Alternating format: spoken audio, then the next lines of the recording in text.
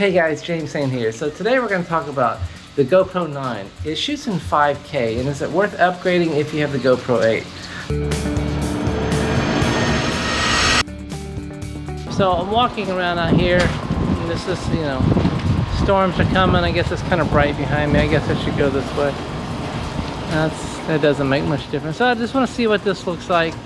I mean, it's nice that it's got the screen on front so I can see if I'm framed or not. Of course, if I was on wide view or super view, the framing would be right there.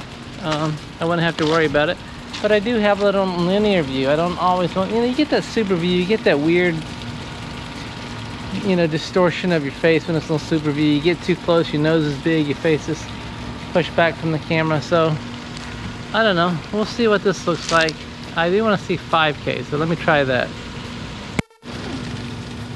Alright, so while I'm recording in 5K, I don't get the screen in front when I'm recording 5K. Alright, so this is just something else a little weird.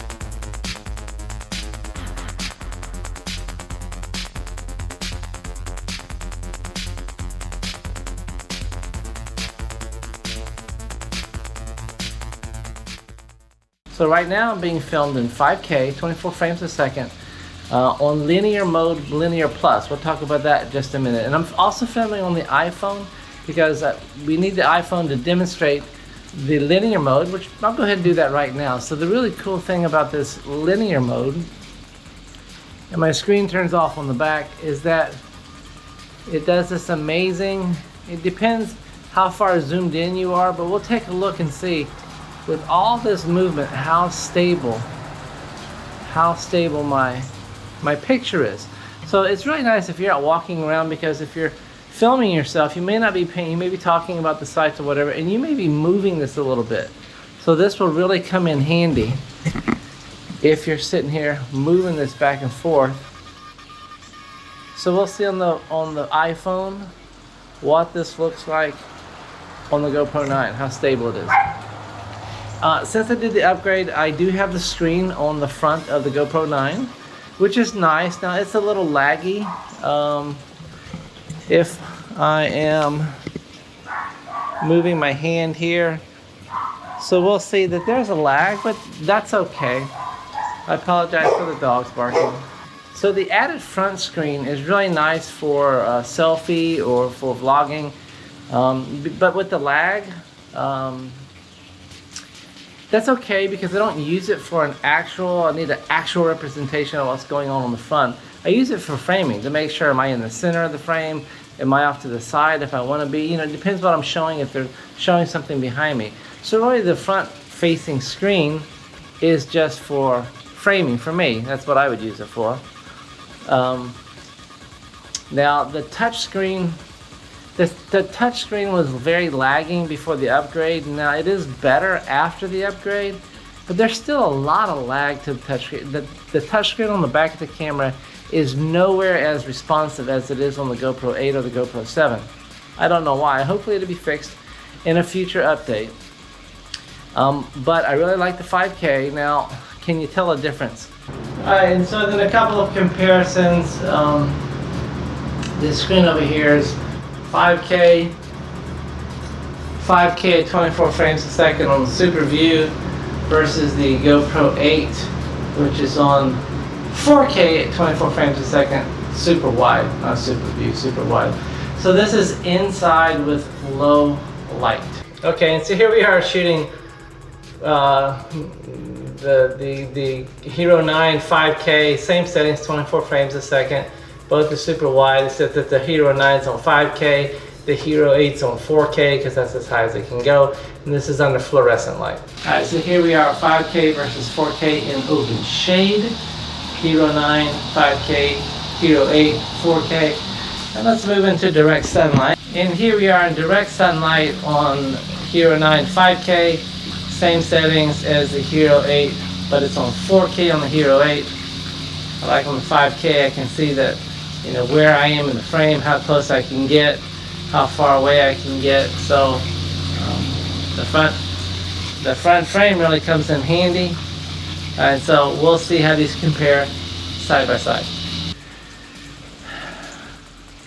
I have some videos up. You've seen some videos of the skydiving, and it may not come through on the 1080p because that's the format with YouTube that it's uploaded. It is a little bit better. Is it dramatically better? No, but I also only have a 4K TV, so I don't have the ability to look at something in 5K or 8K. You might have an 8K TV, so it may be a big difference to you. But for me, when I showed it to my wife, she looked at them blindly, not knowing which is which. She did pick out the 5K as being a little better. The color was a little better. So the question is, if you have GoPro 8, is it worth the upgrade to GoPro 9? Probably not. It does have the front-facing screen, if that's important to you. It does have this linear stabilization, and they do have a new lens coming out, and this would make it worth it to me. So they have a new, the lens is replaceable, so that's another really nice thing compared on the GoPro 8. That was a big drawback of the GoPro 8, that if you cracked your lens, the whole camera didn't work. Here you can change the lens just like on the GoPro 7.